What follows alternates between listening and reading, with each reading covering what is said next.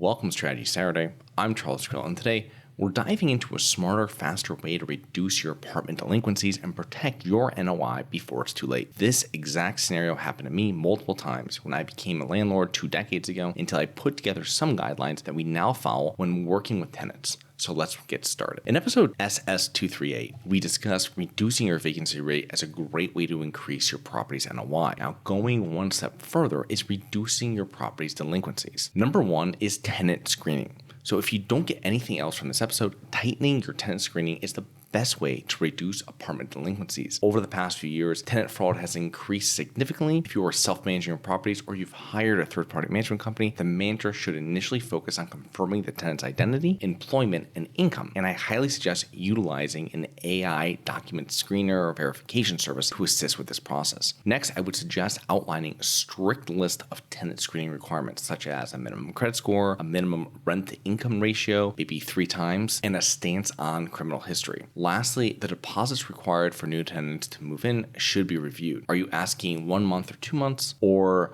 maybe you are utilizing a deposit replacement program, allowing renters to pay a small non-refundable fee instead of a large upfront security deposit. If you're experiencing a higher rate of delinquencies, you might consider increasing that upfront security deposit required for move-in. And if you want more effective tenant screening tips, you can check out episode SS203. SS203. Number 2 is payments. So make it easy for your tenants to pay you. Offering an online portal to your tenants simplifies the rent collection process. I would ensure that you can accept payments directly from the tenant's bank account through ACH, and most portals offer the possibility of accepting credit cards from tenants. In most instances, the tenant covers the credit card processing fee. Additionally, offer tenants the ability to mail or drop off money orders and checks. Number 3 is late fees. Now, the late fee is intended to encourage tenants to pay their rent on time instead of paying another creditor first, who will charge them a late fee, and then they choose to pay you. When I self-manage, I would let the first late rent payment slip, but I always charge for it in subsequent instances. And I never told them this, it just did this. And the late fee should be high enough to discourage late payments, but not outrageous, so it will cause kind of undue hardship for the tenant. We want the tenants just to pay their rent, and if they're going to pay a few days late, we want to charge them a fee for it. Number 4 is payment agreements. I hesitated to add this point, but I've made successful payment agreements with tenants in the past. However, it's not common. Most payment agreements are a waste of time and money for landlords since they prolong the inevitable. If your tenants cannot pay rent this month, what makes you think they're going to pay rent for 2 months in a row next month? And I would first suggest you go through the online resident portal and have them,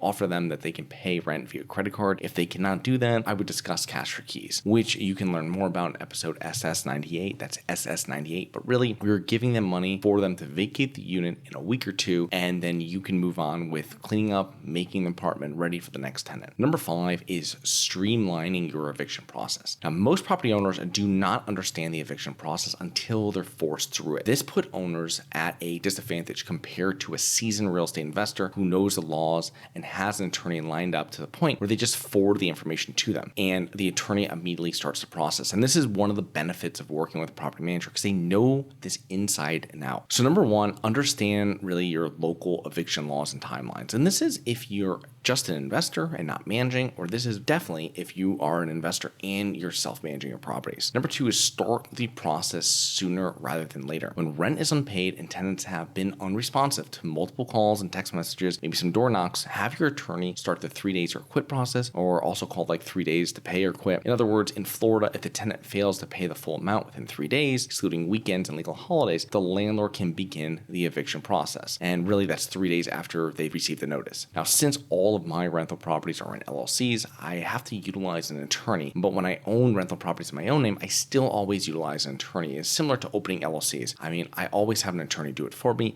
even though you can do it yourself, but you can find a good, reasonable real estate attorney and let them handle it. And good real estate attorneys, they are spending their time between doing closings and really doing evictions. So they're in their office or they are at court. And this is all they do all day. So they're not going to charge. It's going to be much different than if you had a litigation attorney or some attorney that's not really versed in doing this or does this often, you'll know exactly because you call the office, they're in court today, they're in court today, they're in court today, and this is what they're doing. And this is the type of attorney that you want to have as your real estate attorney, where they can handle contract questions with you from anything from if you're selling a property or you're working with vendors, something like this. Also handle all of your evictions. And the more business you're doing with that attorney, the more leeway you're going to get when you have questions. They're not going to be like turning on that clock right away. Number 3 is always maintain detailed records for each tenant, especially with the ones being evicted, including a timeline showing when they stopped paying, when you began the eviction, and when they ultimately left the property. After an eviction, look back and see where you could have further streamlined the process. And this is something your attorney is going to do for you, but you can do it yourself and just kind of get updates from your attorney or from their secretary, letting you know what's going on in the process and where they are. If they start working out deals or something, that's where they're going to contact you and be like, hey, do you want to agree to this? We have a deal on the table, and then this is what I suggest. And ensure that the property manager is always proactive. This means staying on top of tenants who haven't paid, repairs that haven't been completed, or potential issues before they become costly problems. So for this means that,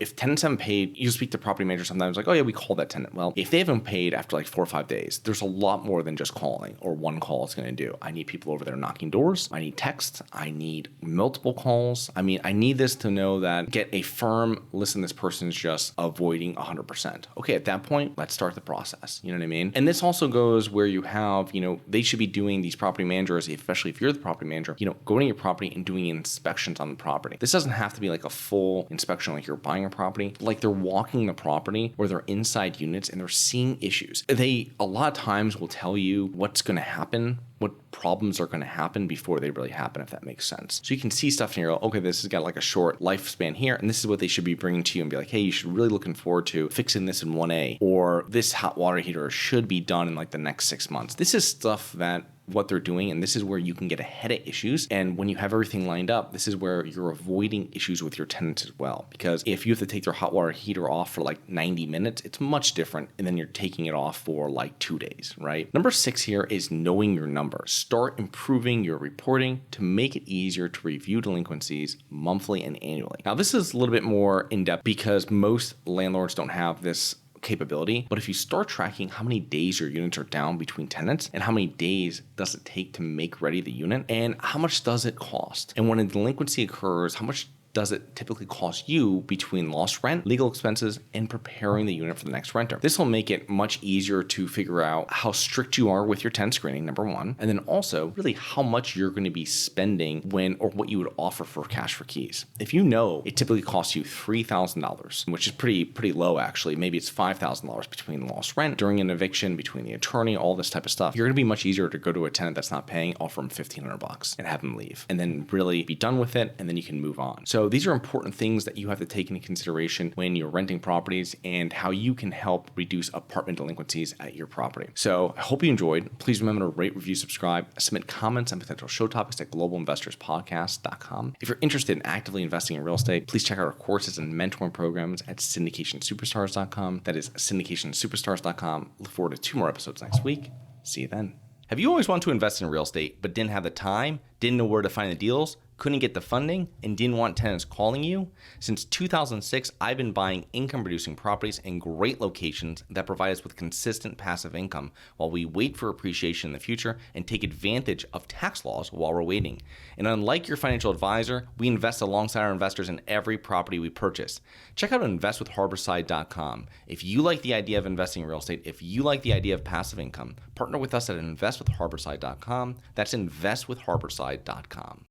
Nothing in this episode should be considered specific, personal, or professional advice. Any investment opportunities mentioned on this podcast are limited to accredited investors. Any investments will only be made with proper disclosure, subscription documentation, and are subject to all applicable laws. Please consult an appropriate tax, legal, real estate, financial, or business professional for individualized advice. Opinions of guests are their own. Information is not guaranteed. All investment strategies have the potential for profit or loss. The host is operating on behalf of Syndication Superstars, LLC exclusively.